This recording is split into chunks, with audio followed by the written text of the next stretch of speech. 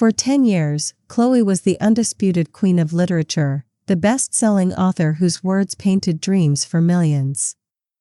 She was also my wife. But tonight, under the dazzling lights of a grand auditorium filled with adoring fans, I watched her stand on stage, gripping the microphone with trembling fingers, eyes glistening with unshed tears. "I dedicate this book," she began, her voice thick with emotion, "to the memory of my lost youth." A wave of applause erupted, echoing through the hall. Fans sobbed, touched by the rawness in her words. The internet was already buzzing, praising her sincerity, her passion, her love. But I sat alone in a high-end restaurant, one I had reserved 6 months in advance, waiting for a wife who would never show. The envelope in my hands crinkled as I clenched my fingers. Inside was the film adaptation contract she had longed for. Her dream, the one she had pursued for years, ready to be signed. And yet, as I stared at the phone screen, at the live broadcast of her book signing, all I could hear was her next sentence. "Starry Sky is based on real events," she confessed, "a tribute to the innocent love between me and my first love, Orion." I froze. My breath hitched, my heart pounded. I gripped the edge of the table as the world around me blurred into meaningless chatter. The waiter arrived, asking if I was ready to order, but I couldn't process his words. On the screen, Chloe smiled through her tears, speaking as if I didn't exist, as if our 7 years of marriage were nothing but a footnote in her life. "My love left me when I was 18, she continued, her voice breaking. "I've missed him all these years." The crowd gasped. Fans whispered among themselves. The chat room flooded with comments. "She still loves him after all this time? What a tragic love story. Orion, such a beautiful N." I couldn't breathe. I had never heard this confession before, never once imagined that after all these years, she had been mourning another man. A dead man. My fingers slowly released their grip on the contract. It slipped from my hands, falling to the table. In its place, I pulled out another envelope, a stark, cold document. A divorce agreement. I left the restaurant without a word, without a backward glance. Outside, the city lights blurred as I hailed a cab, my hands shaking. "Airport," I muttered, voice hollow. I was done. Chapter 1, A House No Longer a Home. Chloe returned home late that night, the soft click of her high heels echoing in the dimly lit hallway. She kicked off her shoes, sighing as she stretched her sore legs. "William, why are the lights off?" she called, her voice tinged with confusion. "I don't like them on," I replied flatly from the couch, my voice devoid of warmth. She furrowed her brows but didn't press the matter, until she walked in. To the kitchen. A beat of silence stretched between us before she spoke again, this time sharper, accusing. "Why isn't dinner ready?" she snapped, pointing at the cold, untouched stove. "William, what's wrong with you? Today is our 7th wedding anniversary. You couldn't even make dinner?" I chuckled, dark, humorless. "Why should I?" She flinched, her irritation morphing into disbelief. Then, without warning, she hurled her bag at me. It hit my chest with a dull thud before falling to the floor. "Are you seriously giving me attitude?" she seethed. "I told you I had my final book signing today. I retired from writing for us. You expect me to leave all those fans behind just to have dinner with you? Does that sound reasonable?" I met her gaze, my expression unreadable. "Not as unreasonable as declaring your love for a dead man while your husband waits alone in a restaurant." Chloe's face went pale. "What?" she breathed, her voice barely above a whisper. I stood up, slow and deliberate, and tossed the divorce papers onto the kitchen counter. The paper fluttered slightly before settling. Chloe's eyes darted to it, then back to me, her breath catching in her throat. "Let's get a divorce," I said simply, then turned and walked away, leaving her standing there, frozen, her world crumbling. Chapter 2: The Shattered Illusion. An hour earlier, I had sat in that candlelit restaurant, watchin'. The minutes tick by, waiting for Chloe's promised surprise. The contract in my pocket felt heavy, but my heart had been light. Then, just before her event, she had sent me a message: "Hubby, I'm a bit busy today. Wait for me, kisses." I had smiled, reassured, my heart swelling with warmth. I had typed back, "No rush, love." And while waiting, I had clicked on her live stream out of curiosity. And then, she had shattered me with her words. "My love left me when I was 18. I've missed him all these years. Every memory we had built together, every sacrifice I had made for her, suddenly felt like a cruel joke." Back in the present, I heard Chloe storm after me, her footsteps frantic as she entered our bedroom. "William, wait," she pleaded. "Don't do this."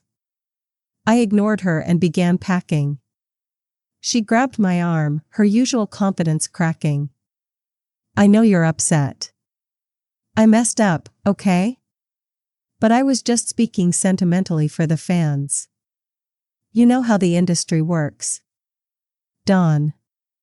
Take it seriously." I stilled, my hand gripping the zipper of my suitcase. Slowly, I turned to face her. "You don't get it, do you?" I said quietly.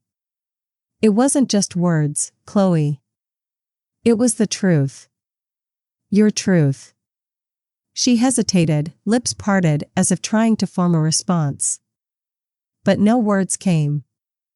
I exhaled sharply. "All these years, I thought I was enough for you. But I was just a placeholder for a ghost." Chloe flinched as if I had struck her. "That's not true." I held up a hand. "Don't.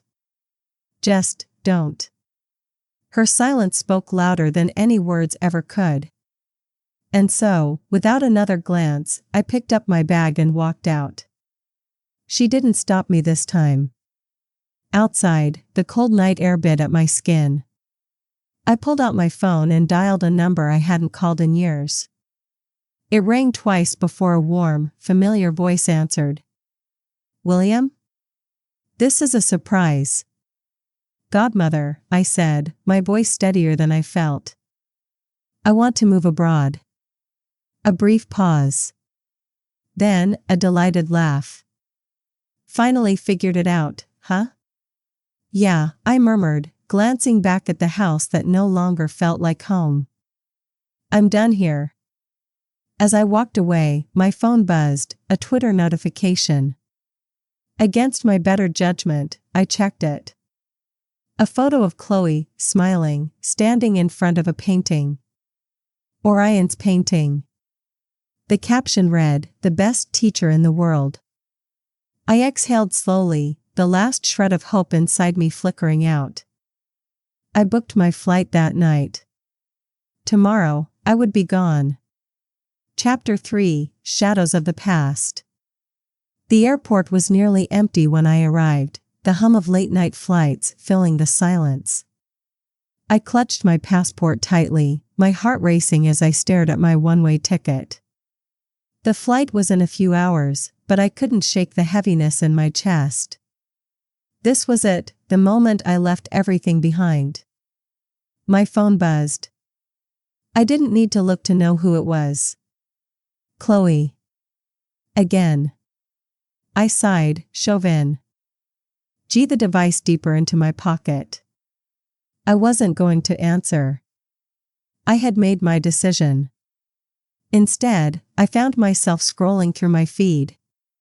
That's when I saw it. A new post from Chloe. She was at Orion's old school, standing beside his former mentor, a nostalgic smile on her face. But it wasn't the image that caught my attention, it was what hung in the background. A painting. Orion's final piece before he died. And Chloe's caption? The best teacher in the world. My stomach clenched. Not only had she publicly declared her love for Orion on our anniversary, but now, after our fight, she was revisiting his past like I had never existed. Like I was nothing. I shut off my phone, tossing it into my carry-on. I had seen enough. As the night dragged on, I forced myself to rest, but my mind replayed every moment of our marriage, the laughter, the sacrifices, the promises we made. Had it all been a lie? Had I just been a convenient escape from her grief? I had spent 7 years trying to build something real, but in the end, I was just competing with a ghost. And I had lost. Chapter 4: The Desperate Call. I woke up to my phone vibrating violently against the nightstand of my hotel room. Groggy, I grabbed it, ready to silence whoever was disturbing my final night of peace. It wasn't Chloe this time. It was her best friend. William. Thank God, you picked up. You need to come get Chloe, she's drunk, and she's a mess. I sat up, rubbing my temples. That's not my problem anymore. A sharp intake of breath. Are you serious right now? She's completely wasted. She's crying about you, about Orion, hell, about everything. She's barely standing. I hesitated. Not because I still cared, I had made my choice. But something about the desperation in her friend's voice made me pause. Why don't you take her home? I asked flatly. Because she's calling for you, she snapped. And because, damn it, William, she sold the rights to Starry Sky for pen. IES just to keep your company afloat. I froze. What? She didn't do it for money. She did it for you, her friend insisted. She knew your company was struggling, and she cut a terrible deal just to make sure you wouldn't lose everything. She never told you, did she? No, she hadn't. I gripped the phone tighter. Could it be true? Had she, after all her betrayals, actually sacrificed something for me? My mind spun as I recalled the contract I had prepared for her, the one she never got to see. The one I had torn apart in anger. I swallowed hard. Where is she? Chapter 5: A Love Long Dead. When I arrived at the bar, the stench of alcohol and regret clung to the air. The moment I spotted Chloe, my heart clenched despite everything. She was slumped in a booth, her lawn hair disheveled, her dress wrinkled. Her usual poised and confident self was nowhere to be found. Instead, she looked lost. As soon as she saw me, her eyes welled up with tears. William, she murmured, her voice barely audible over the loud music. She stumbled toward me, clutching at my sleeve. You're finally here, she whispered, pressing her face against my chest like a fragile doll. I thought you weren't coming back. Her words tugged at something deep in. Sighed me, but before I could process it, she started mumbling again. Orion, you're finally here. My entire body went rigid. I pulled back slightly, peering down at her tear-streaked face. Had she just? I thought you were mad at me, she slurred. I finally got all your paintings from your teacher. I raised the money for your exhibition. Orion, I did it all for you. The world tilted beneath me. I took a slow, deep breath, forcing myself to step away from her grasp. My hands clenched in to fists at my sides. She wasn't reaching for me. She was reaching for a memory. The realization burned like acid in my chest. Even after everything, after 7 years of marriage, after me being the one who stayed, she still wanted him. And I was done competing. Chapter 6: The Final Goodbye. I didn't say a word as I helped her into my car, driving her home one last time. My mind was blank, my heart numb. When we arrived, I carried her to our bedroom, placing her gently on the bed. As I pulled the covers over her, she stirred.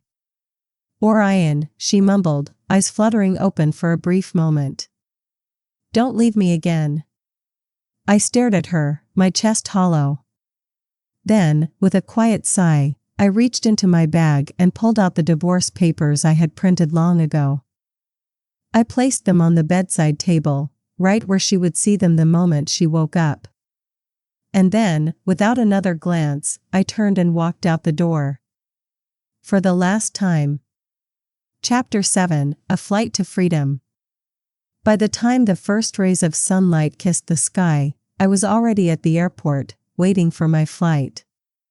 My ticket lay on the table beside a half-drunk cup of coffee, my suitcase resting at my feet. I watched as travelers bustled around me, some rushing to catch flights, others hugging. Gee, loved ones, goodbye. I had no one to say goodbye to. My phone buzzed again. Another call from Chloe. I ignored it, but the next notification made my breath hitch, a trending news article flashing across my screen. Famous author holds art exhibition for deceased lover, 8 years of devotion, love unchanged. There it was. A picture of Chloe standing before a grand display of Orion's paintings. The headline wasn't just a slap to the face, it was a brutal, crushing weight pressing down on my chest. She hadn't just remembered him in secret. She had immortalized him. I pulled out my SIM card, snapped it in half, and tossed it into the trash. No more calls. No more messages. No more Chloe. Chapter 8: A New Beginning, or an Old Wound. The moment I stepped off the plane, my godmother and her daughter, Grace, greeted me with warm smiles. "William. Welcome back." Grace beamed, throwing her arms around me. I smiled, though it felt weak. "It's good to see you again." My godmother patted my shoulder. "I knew you'd come back eventually. You just needed time." I nodded, though I wasn't sure what I needed anymore. Closure? A fresh start? Or just an escape? The next few days were filled with distractions, dinners, sightseeing, reconnecting with old friends. Grace made sure I was never alone, always dragging me to events, trying to keep me from thinking too much. But one night, as we sat by the river, watching the city lights reflect on the water, I asked the question I had been dreading. "William, why did you really leave?" I stared at the rippling water, debating whether to lie. But Grace had always seen through me. My marriage was a lie, I admitted, my voice hollow. I spent 7 years trying to be enough for someone who never saw me as more than a replacement. She didn't say anything for a long time. Then, quietly, she murmured, "Then it's her loss." I wanted to believe that. But the pain in my chest told me otherwise. Chapter 9: An Unwanted Connection. A week passed, then another. Just as I began settling into my new life, Chloe found a way to break through. It happened during dinner. My godmother's phone rang, and after a brief hesitation, she answered. It was Chloe. "William," my godmother said, covering the speaker. "She wants to talk to you." I clenched my jaw. I have nothing to say. But Chloe's voice, raw with emotion, came through the line anyway. "William, please, just hear me out." I grabbed the phone, pressing it to my ear. "Chloe, whatever you have to say, it doesn't matter." "No. Listen to me. The articles, the exhibition, it's not what you think." I let out a bitter laugh. "Then tell me, Chloe. What is it?" Because from where I'm standing, you spent our wedding anniversary declaring your love for a dead man. She fell silent. I continued, my voice sharp. You spent 7 years in a marriage you didn't even respect. You let people believe I was the intruder in your so-called love story. And now you want me to listen? I made mistakes, she whispered. But I cut her off. Sign the divorce papers. That's all I need from you. Then I hung up. And for the first time in years, I felt in control. Chapter 10, The Awakening. Days turned into weeks, and Chloe didn't call again. I thought that was the end of it. Until the headlines changed. Author Chloe declares, William and I will not divorce. I stared at the article in disbelief. Was this some kind of joke? She's trying to manipulate the media, Grace muttered, scrolling through her phone. She's making it seem like this is some big misunderstanding. I exhaled sharply. I don't care what she says. I'm filing for divorce. And I did. Officially. Publicly. But Chloe still wouldn't let go. One night, after another competition, Grace and I were celebrating at a rooftop bar. Everything felt light, easy, until I spotted a familiar figure near the entrance. Chloe. She was holding a bouquet of jasmine flowers, my favorite. She stepped closer, her face a mix of hope and desperation. William, please, let's talk. I sighed, rubbing my temples. Chloe, go home. She bit her lip. I was wrong. I see that now. The exhibition, the book signing. I didn't realize how much I was hurting you. I crossed my arms. And you realize this now? She nodded. I love you, William. I let out a slow breath. Then, calmly, I said, no, Chloe. You love the idea of Orion. You love the story. You love the tragedy. But me? You never really saw me. Her eyes filled with tears. That's not true. I shook my head. You remembered every little thing about Orion, his favorite colors, his paintings, his dreams. But tell me, Chloe, do you even know what I'm allergic to? She froze. I gave her a small, sad smile. You don't, do you? She opened her mouth, but no words came out. And that was my answer. I turned to Grace, who had been watching silently. Let's go. As we walked away, I heard Chloe whisper one last time. William, please. But I didn't look back. Not this time. Chapter 11, The Battle in Court. The day of the court hearing arrived quicker than I had expected. I hadn't spoken to Chloe since the night she had come to me with the jasmine flowers, but I had seen the headlines. She was still playing the devoted wife, still spinning her story, still refusing to let go. But today, that would end. I sat beside Grace as my lawyer reviewed our case. Meanwhile, Chloe sat across the room, her expression unreadable, but her hands clenched tightly in her lap. The moment the judge called the case into session, the air in the courtroom grew thick with tension. Chloe's lawyer was prepared. They argued that our marriage was not beyond repair, that everything was a misunderstanding fueled by miscommunication. They even presented moments of our past, photographs, interviews, quotes from Chloe herself, painting the picture of a devoted wife who had simply gotten lost in nostalgia. I remained silent until my lawyer stood. Your Honor, he said, his voice steady, this is not a case of miscommunication. This is a case of one person living in the past while the other was forced to exist in the shadow of a memory. This marriage was built on one-sided love, and my client has suffered enough. The judge looked at me. Mr. William, do you wish to say anything before we proceed? I nodded and stood, my gaze settling on Chloe. For years, I believed that I was building a future with my wife. But what I was really doing was trying to outrun a ghost. I spent our entire marriage trying to be enough, but I never was. Because in her heart, I was always second place. Chloe's eyes shone with tears. William, that's not true. I sighed. Then tell me, Chloe, do you love me? She opened her mouth, but she hesitated.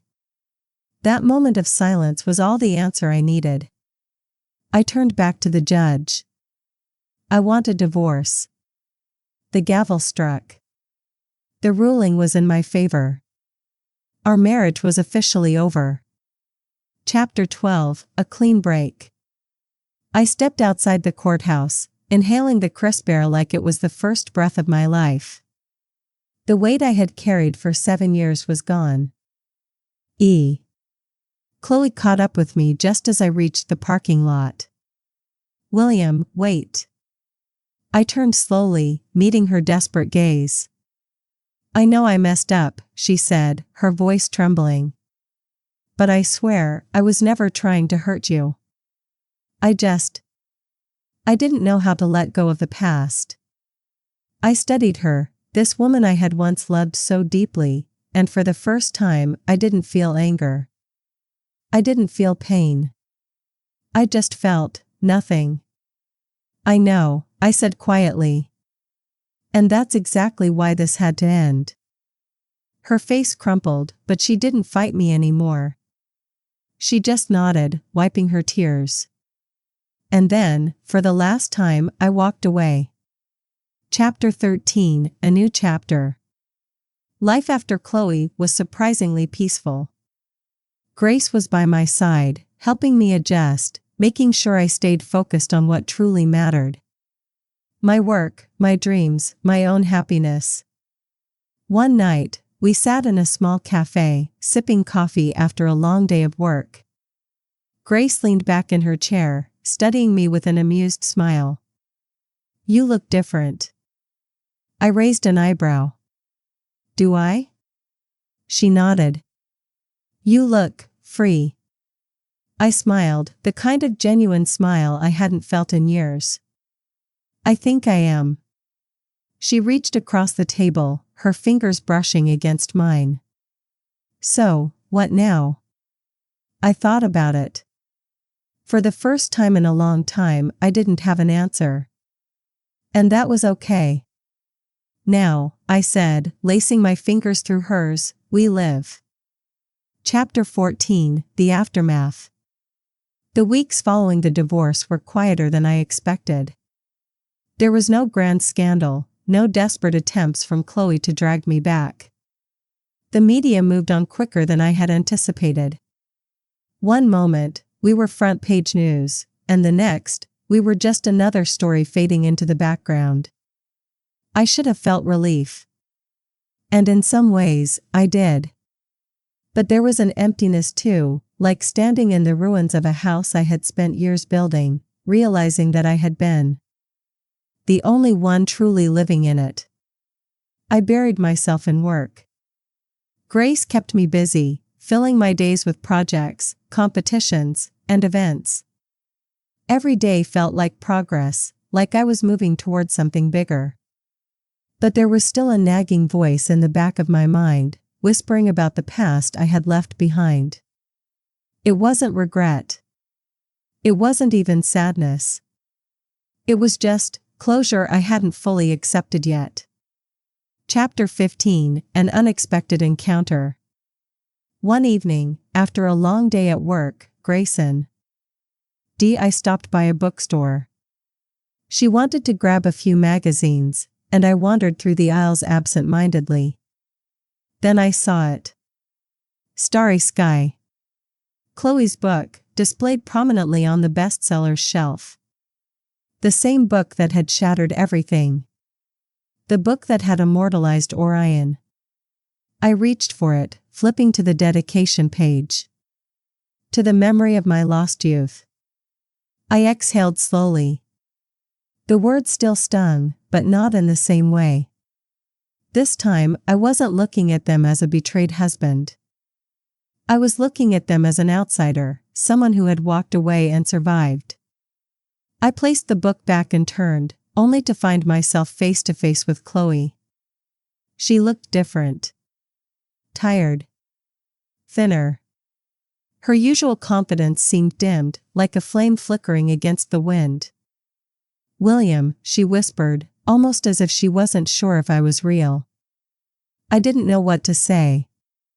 It had been months since our last conversation. And now, here we were, standing in front of the very thing that had broken us. "Hi, Chloe," I said evenly. She bit her lip, looking down at the book in my hands. "I didn't expect to see you here." I shrugged. Neither did I. A tense silence settled between us. Then, hesitantly, she spoke. I read about you. Your work. The competitions. You're doing. Gee well." I nodded. "I am."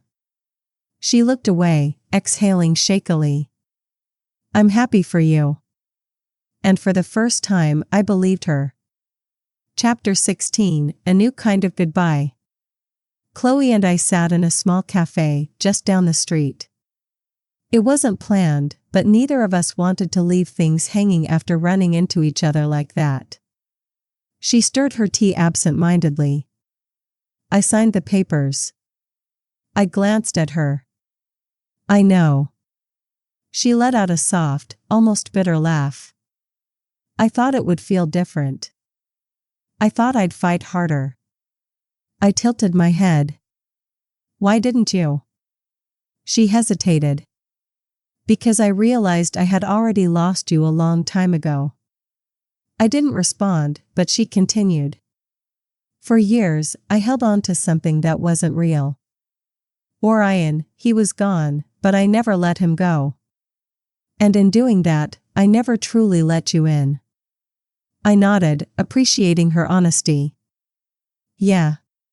She sighed, looking down at her hands. "I don't expect forgiveness. But I wanted to tell you. I'm sorry, William. For everything." For the first time since our marriage fell apart, I felt a strange sense of peace. "I know," I said. "And I forgive you." She blinked, surprised. "You do?" I nodded. "But that doesn't mean I'll ever come back." She gave me a small, sad smile. "I wouldn't ask you to." We sat there for a while longer, sipping our drinks, not as lovers, not as enemies, but as two people who had finally let go. Chapter 17, Choosing the Future. That night, I walked through the city with Grace, feeling lighter than I had in years. She nudged me playfully. "You okay?" I nodded, looking up at the stars. "Yeah. I think I finally am." She smiled. "Good. Because I was thinking, maybe it's time for us to plan something big. A project. A trip. Something new." I turned to her, really looking at her. For so long, Grace had been my anchor, my constant support. And somewhere along the way, she had become something. Gee more. "Something new, huh?" I mused. "I like the sound of that." She grinned. "Good. Because I already booked us a flight." I laughed, shaking my head. "Of course you did." As we walked forward, side by side, I realized something important. I had spent so long fighting for a love that never truly existed. But now, I had something real. Something worth choosing. And this time, I was ready to embrace it. Chapter 18, A New Horizon. The day of our flight arrived sooner than I had expected. Stand-in. At the airport with Grace beside me, I felt something unfamiliar, a genuine sense of excitement for the future. No hesitation. No regret. As we waited to board, she leaned against my shoulder. "So, are you ready for this?" I smiled. "More than ever." She grinned, her fingers lacing with mine. "Good. Because I have big plans for us." I chuckled. "I don't doubt it." For the first time in years, I wasn't running away from something. I was moving toward something, toward a future that was built on ghosts or shadows. A future I was choosing for myself. Chapter 19, The Unexpected Message. A few weeks into our trip, I received an email.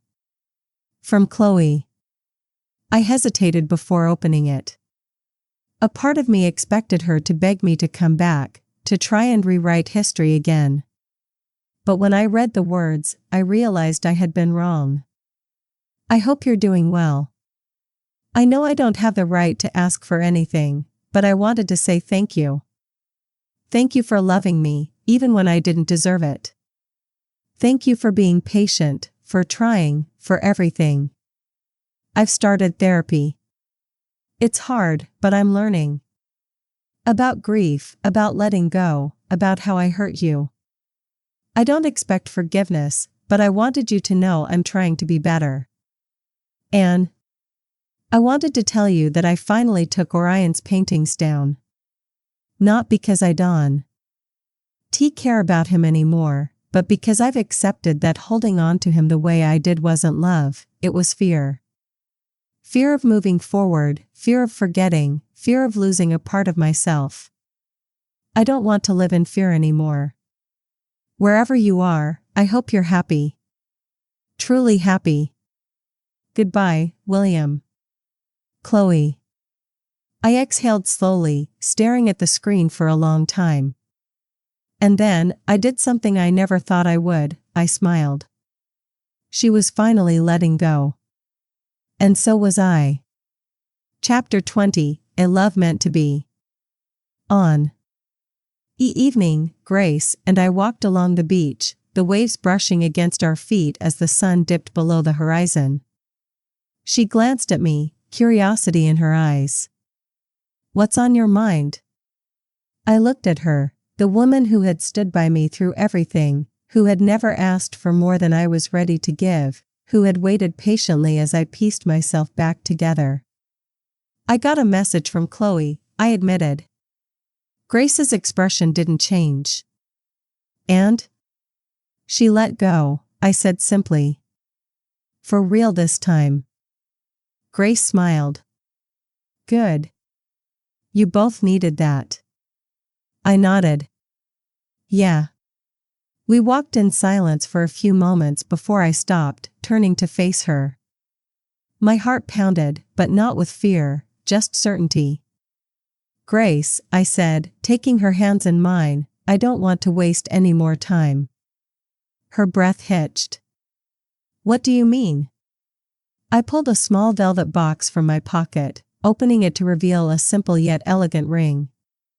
"I mean, I love you," I said. "I think I've loved you for a long time, even before I knew it. And I don't want to wait anymore." Tears filled her eyes. "William." I dropped to one knee. "Will you marry me?" She didn't hesitate. "Yes," she whispered, her voice thick with emotion. "A million times, yes."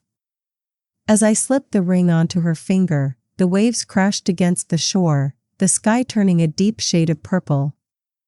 The past no longer mattered. The pain, the heartbreak, it had all led to this moment. To a love that was real. A love that was whole. A love that was mine. Chapter 21, The Final Goodbye. Months later, as we prepared for our wedding, I received one last letter from Chloe. A wedding invitation had been sent to her, not out of expectation, but out of closure. She wrote back. William. Congratulations. I mean that. I won't be there, but not because I don't care.